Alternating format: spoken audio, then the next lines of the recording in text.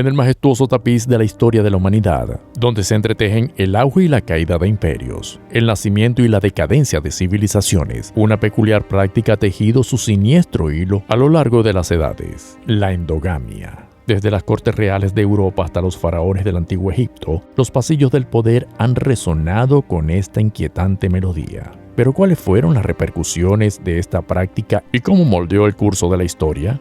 Consideremos a Carlos II de España, el desafortunado producto de la endogamia de los Habsburgo, cuyos problemas de salud y esterilidad llevaron al fin de una dinastía en el siglo XVII. Observemos también a los antiguos faraones egipcios como Tutankamón, resultado de una unión entre hermanos, plagado por deformidades físicas y problemas de salud. ¿Por qué?, te preguntarás. Estas figuras influyentes se entregaban a una práctica que ahora sabemos que es biológicamente arriesgada. Las respuestas son tan complejas como los códigos genéticos que entrelazan, desde el deseo de mantener líneas de sangre puras hasta la concentración del poder y el control de alianzas. Las razones eran múltiples y entrelazadas con el tejido social y político de la época. No obstante, como sabiamente observó Charles Darwin en la larga historia de la humanidad y también de los animales, aquellos que aprendieron a colaborar e improvisar de manera más efectiva han prevalecido. Parece que la endogamia, aunque consolidaba el poder a corto plazo, era una apuesta peligrosa contra la insistencia de la naturaleza en la adversidad. Únete a nosotros mientras reconocemos los oscuros caminos de la endogamia a través de la historia, desenterrando trágicas historias y examinando las consecuencias de largo alcance de esta práctica. El baile de la endogamia.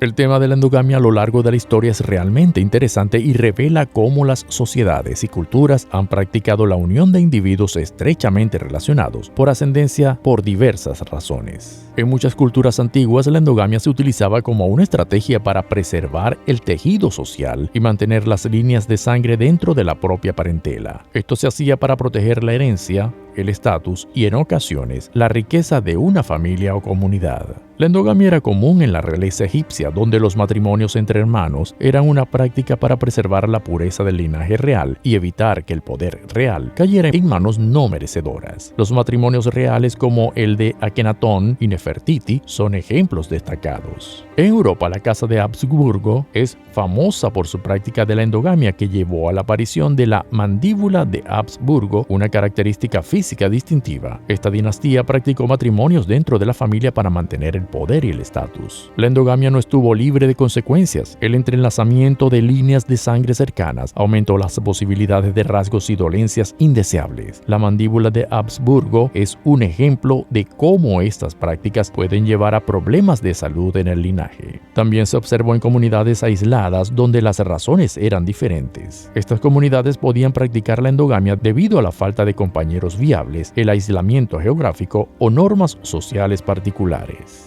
El laberinto de los Habsburgo. La historia de la endogamia en las dinastías reales, como la de los Habsburgo y la monarquía británica, es fascinante y llena de consecuencias. La dinastía de los Habsburgo, que gobernó una amplia área de Europa, practicó la endogamia para mantener el poder y la autoridad dentro de la familia. Carlos II de España, conocido como el Hechizado, es un ejemplo destacado de los efectos de esta práctica. Su reinado estuvo marcado por problemas de salud físicos y mentales atribuidos a generaciones de endogamia. La endogamia de los Habsburgo resultó en problemas físicos y mentales, incluida la famosa mandíbula de Habsburgo. También aumentó el riesgo de nacimientos muertos y muertes infantiles, lo que amenazó la continuidad de la dinastía. Tras la muerte de Carlos II de España en 1700, se desató la Guerra de Sucesión Española debido a la falta de un heredero viable. Las potencias europeas compitieron por el trono vacante, lo que marcó el final del dominio de los Habsburgo en España. La monarquía británica también practicó la endogamia en el pasado. Ejemplos notables incluyen a Eduardo III y su matrimonio con su prima Filipa de Hainaut y la reina Victoria, quien se casó con su primo, el príncipe Alberto de Sajonia, Coburgo y Gotha. La La endogamia en la monarquía británica llevó a la propagación de la hemofilia, un trastorno de la coagulación de la sangre, debido a la introducción de la enfermedad por la reina Victoria. Esto afectó a varias casas reales europeas. A medida que avanzaba el siglo XX, las normas sociales y la comprensión de la genética llevaron a un cambio en las prácticas matrimoniales en la monarquía británica. Se evitó el matrimonio entre parientes cercanos. La endogamia en las dinastías reales tuvo un alto precio en términos de salud y continuidad dinástica, y su impacto se ha sentido en la historia europea. Con el tiempo, las normas matrimoniales evolucionaron para evitar los riesgos asociados con esta práctica. El enigma del rompecabezas de la herencia. La herencia, la mano invisible de la endogamia, el intrincado tapiz de la genética humana, es una maravilla de la naturaleza. Cada hilo teje un patrón complejo y único que cuenta la historia de nuestras ascendencias. Sin embargo, cuando estos hilos están aunados, demasiado apretados, el tejido de nuestro legado genético se vuelve cargado de desafíos. El estudio de la genética, un campo de investigación relativamente joven, ha desentrañado los misterios de los efectos de la endogamia en la salud humana. Gregor Mendel, el padre de la genética moderna, sentó las bases para la comprensión de la herencia en la mitad del siglo XIX a través de su trabajo pionero en las plantas de guisante. Las leyes de la herencia de Mendel proporcionaron valiosos conocimientos en el mundo de la genética, iluminando los posibles riesgos de la endogamia. La endogamia reduce la diversidad genética, aumentando la probabilidad de heredar rasgos indeseables y amplificando el riesgo de enfermedades hereditarias. Estas condiciones, a menudo recesivas, afloran con mayor frecuencia cuando las personas estrechamente relacionadas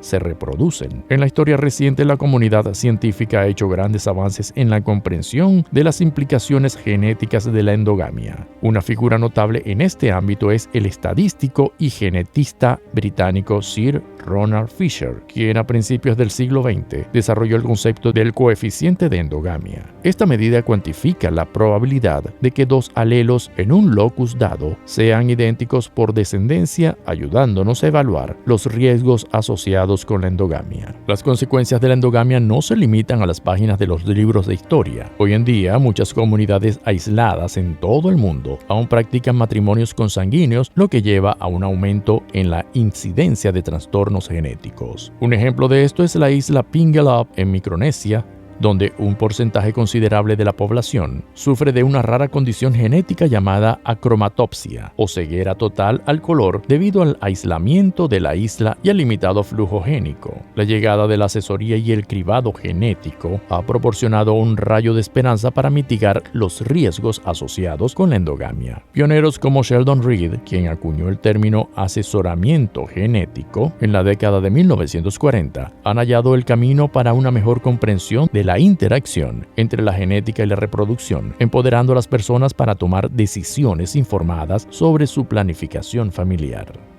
Endogamia en el reino animal.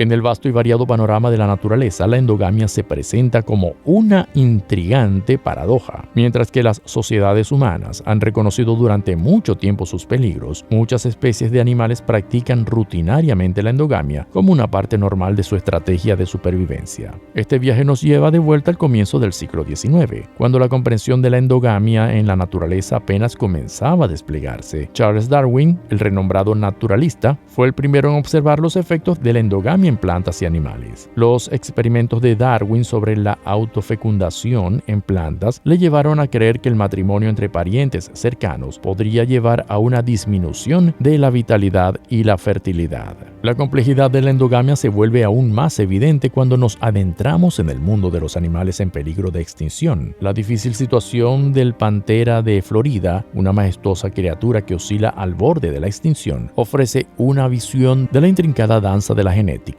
En los años 90, solo unas pocas docenas de estas panteras vagaban por las regiones salvajes de Florida. Con una población tan pequeña, la endogamia se convirtió en inevitable. El resultado fue una serie de problemas genéticos como defectos cardíacos y colas torcidas que amenazaban la supervivencia de la especie. Sin embargo, la naturaleza en su infinita sabiduría tiene una forma de equilibrar la balanza. En 1995, en un audaz movimiento de conservación, los biólogos de vida silvestre introdujeron 8 pumas hembras de Texas en el hábitat de la pantera de Florida. Esta infusión de material genético fresco o rescate genético condujo a un aumento significativo significativo en la población de panteras, mostrando el potencial de las intervenciones proactivas frente a la endogamia.